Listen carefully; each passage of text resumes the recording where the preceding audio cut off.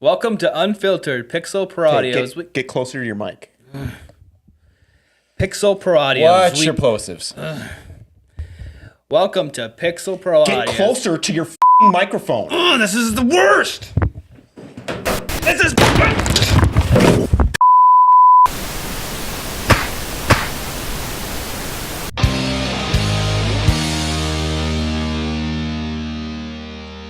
Hey guys, welcome back around the drum. I'm Tay, this is David, and that is Jay.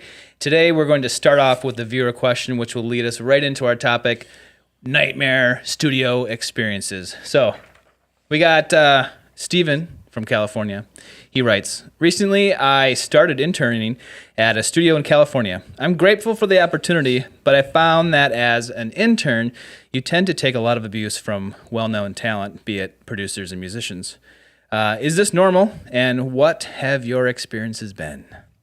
Well, I'll start out here. Yeah, please. When I went to Full Sail, and one of the things that they instruct you at Full Sail is that you are going to have to take a lot of crap from producers and engineers and things like that. And it's kind of part of the job as an intern is to take a certain amount of that crap. Right. And I don't necessarily agree with that just on a human level. I don't think that's a healthy sort of environment to be in. It's like hazing or something, right? Yeah, Right. That's not It is. cool. And so my personal experience is that most people aren't like that. There's a little bit of blame that gets passed on to you for the producer to save face sometimes. Yeah. But again, I didn't experience a lot of that with the exception of my studio nightmare, which was where all of it came into one golden cornucopia of hell for me. Okay. Do you want to dive right into that? Well, yes. Now, I'm not going to name names because, To protect the guilty. not to protect the guilty. No, I know. I will say that the guilty person, I actually wrote a letter to EQ Magazine back, this was in 1999 or something. What? Yeah, oh man. And they actually published it. And Wow. I You're famous. I laid the experience out, and the person who was the subject of that, again, I did not name names, but the subject knew who they were because they recognized the situation. Yeah. And they did reach out and apologize to me. So I want to say that right off the bat. They were going through some stuff. But this is just to share experiences so you don't end up in the same situation or you know how to handle it, I don't right? know if there's any good way to Or handle it. just, this is sometimes fun. there's not. Like, okay, so this situation, it was for a major label. Oh, brutal. Well, no, I mean, and I was obviously really excited because it was at a Midwestern studio, and we don't at studios in the Midwest. A lot of the times, we don't get a lot of those like Hollywood kind of producers, and this guy was a big producer, and he came in and he seemed really nice at first, and then basically as things went along, I was helping him get set up. And I mispatched a couple cables. Oh boy. And you saw our intro, and he sort of reacted like that, where it was like, you bleep and bleep, come on. Escalated quickly. It escalated really quickly. So then, I was, 21 at the time, and like kind of very nervous about dealing with this guy at this point.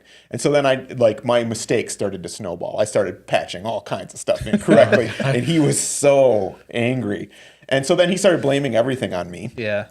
I'm like, okay, Full Sail told me this is part of the job. Yep. You got to accept a certain level of BS because it's kind of your job. You got to help the producer save face and keep things running smoothly. So I'm like, okay. So he's over at the tape machine then. He's doing tape splices to fix drum tracks. And he screwed up. Obviously, I wasn't splicing the machine. I couldn't screw it up. And so he screwed it up, and he starts yelling at me and screaming about the studio. And he starts kicking the wall. And it was just like, I was just like, oh my gosh, I'm not prepared for this situation in my life. I've never dealt with somebody like this. And anyway, so basically it went on for 3 weeks, this project, and it was abuse from the beginning to the end. And that was kind of a turning point for me because I realized I'm just not the type of person that can take that kind of BS for that long. And I kind of realized I didn't want to do that anymore. And so anyway, I went on and continued to do studio work at that studio for a while, for many more months after that. And had good experiences after that. It was like kind of a one-time thing. Sure. But the point is, you hear that kind of thing a lot, especially when you're talking about big time producers, big time talent. There tends to just be, like, I don't know if it's ego or what, but there tends to be that entitlement mentality of we're going to blame you for everything, and you know, and like I said, I did screw up. I was not right. I was not on not blameless. He but... got my C game for sure because like I just was not used to being yelled at like that. Yeah. You know. Yeah. Sure. Yeah. I think part of it too is there's a lot riding on this project for him. I mean, it's a label project. He's getting paid a lot. The band is obviously. Well, the band, that was the other thing, is the band was like, you could tell they were deer in the headlights. They didn't know what to do. Oh. They were apologizing to me for how he was treating me. You know, he was saying things to them like, you know, like real personal, like dude, you smell super Euro, man. What is with that? Like, come on, man. Like, meaning not wearing deodorant. Oh, you smell like super body odor. And I'm just like, okay, that's insulting to Europeans and this poor guy, you know? Yeah. Sure. You know, so he was just, like I said, he reached out to me afterwards and apologized. And he's super well known. So you have to think, I kind of tend to believe him. He was going through some stuff at that time. Sure. And that happens to people, but man, it's just not okay to take it out, especially when you're in such a powerful position. To take it out on somebody who's in the least powerful position is not cool. Yeah, that's rough. Yeah. Well, you know, hope you guys don't have to go through that stuff, but it also, you know, maybe grows your thin little thicker and My skin, yes. skin. What did I say? Grows my thin. Well, Scrows my thin little sicker. That's coming. We need a grammar of time. PPA Unfiltered. But it's unfortunate though that can happen, and maybe, you know, for your sake, maybe it turned you off to this sort of thing, and you know, producers like to keep their job and engineers like to keep their job, but at the same time, there has to be people filling in from the back end to keep doing this stuff. Right. So you don't want them to be jaded on that. right. Yeah. What about you, David? I haven't had too many terrible experiences. But my first paid project, I was starting a studio with my friend. We were in college. We had a Tascam interface and 2 mics. And Nice. our first project was a rapper. I won't say his name either, but he would do things to that microphone. Like every song was about... That sounds terrible. Every song... Yeah, it was. Every song was for the ladies. Oh, For the good. ladies. Oh, yeah. And... Well, a lot of musicians get into music for the ladies. yeah. yeah, well, he said that before every song started. Oh, good. He wrote the lyrics 20 minutes before coming in and didn't know them. There was one time, 56 takes for a verse. Oh, wow. We listened through them. He picked the second take. And Ooh, brutal. as he was doing this, I don't know what I can say on the air, but he was like making love to this microphone. He was... So he was doing things to it. He was. It was weird, like making weird noises and I don't know. He was just getting into that creative energy, you know? creative He was getting very groove. intimate with it. Okay. Sometimes you got to get in the zone, man. Was it your microphone or was it his? It was my friend's microphone. Oh, Oh, good. so that's cool. That mic no longer works, oddly enough. In our last episode, we talked about like condenser elements and how you need to use a pop filter. Yeah. So Maybe that's a lesson learned So there. were you using protection? I should have been. Oh man. Pop filter or no pop filter? Maybe like that's why you have like your studio now. Maybe you have inventory of windscreens. I am just very selective about who I One record for now. every artist. Yeah. They get to keep it. It's what is that called? A party favor or Yeah. like just whatever. Yeah, it's like you bought studio time. Okay, well you get a free windscreen. After you use it. Yep. Like a crown at Burger King. Cool. Yeah. So Yeah. bad time with that experience. Yeah, that was not fun. My friend gave up and he's like, dude, I cannot do this anymore. You can keep all the money, just finish a project. I was like, all right, Wow. did it. So Well, that's good for you to keep going and finish the project, even though it sucked, but and not giving up. I mean, I think that speaks volumes for you too. A couple, I guess. a little bit. Just I was couple dB. I was young and dumb. I didn't know what recording was. I thought it was Thought this is how it was. 50 takes for every verse, and then you pick the best one. I've had way Glamorous. worse than that. I bet. I mean, I bet. Yeah. Vocals are different though. It's easy to reset, or a guitar, but drums. Drums man, are tough. There's bleed and cymbals and If stuff. you know the drummer take gets tired. drummer gets tired and they just get bored with it. They're like, I don't want to do this anymore.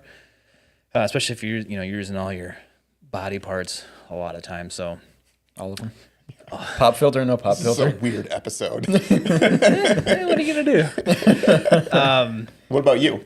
I have got nothing that holds a candle to what you guys are talking about, but I just have a couple like general things. Like one is like not getting direction from the producer or engineer.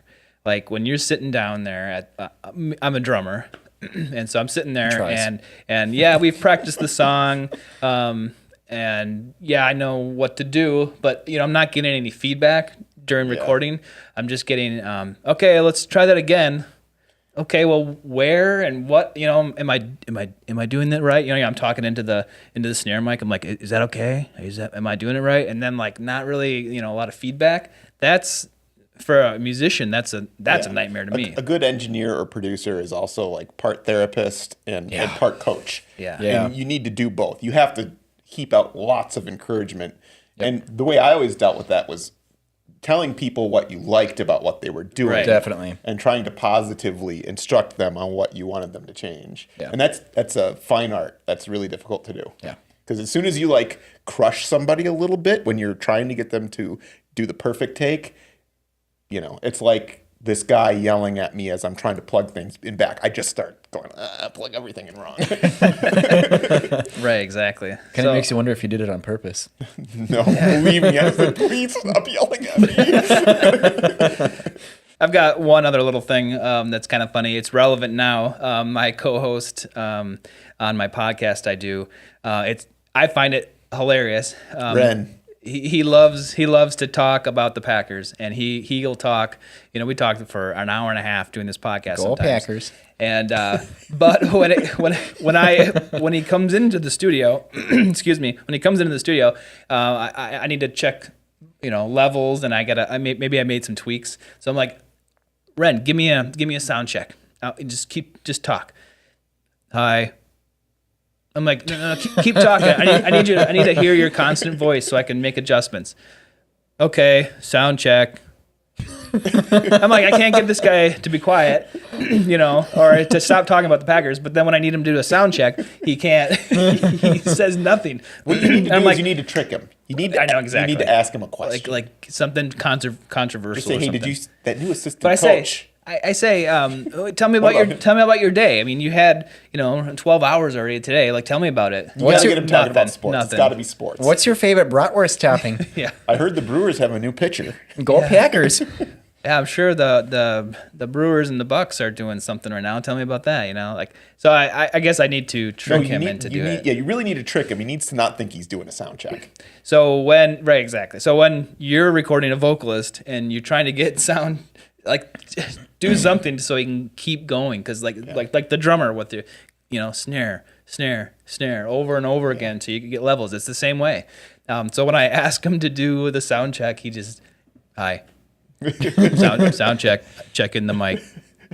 No, it's like, oh, I need more. Yeah. Well, when you're doing recording a vocalist, what I like to do, I think it works really well. It gets them warmed up and in the right headspace. La la la la la la la.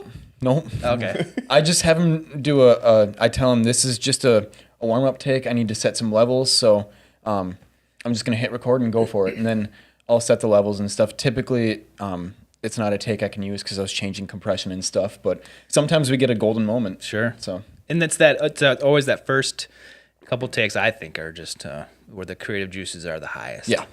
Yeah. And lastly, for me, just general studio nightmares. I would say some of the weirdest and scariest experiences and worst experiences I've had have revolved around hardcore drugs, where people are off in the bathroom doing coke and stuff. I've had that experience at least twice that I can think of, and both were very bad experiences. And people, when they're on really drugs like that, are very difficult to work with in the studio because they think that they're playing everything perfectly usually, and they're very angry when you tell them, when you even try to nicely tell them, like, let's just punch that bass note in again. And it's just like they Freak out they central. can freak out, and you just have to be careful in those situations. And you just go, okay, that take was perfect. You're a great human. You are perfect. Those situations. Thank God for Pro Tools. Yeah. Yeah, that's true. Yeah. Those situations aren't good because then you end up being the bad guy no matter what happens. Yep. So, all right. Well, maybe when we accumulate more studio nightmares, we will be back for a part 2 on this one too. I'm sure we'll get more. But if you'd like to share your experiences, please leave a comment below. Oh, I'd love to hear your we would love to experiences. Otherwise, subscribe and you'll be signed up for every Unfiltered episode that comes out. And our giveaways. Yes. So please do that. And I hope you enjoyed the episodes, and we'll see you around the drum next time.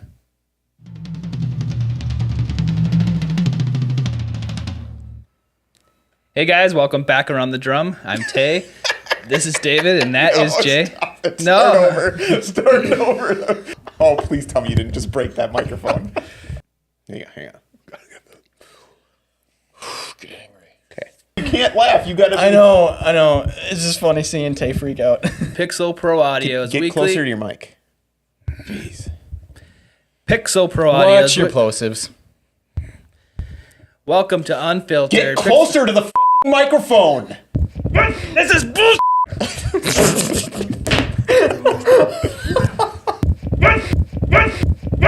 Oh, please tell me you didn't just break that microphone.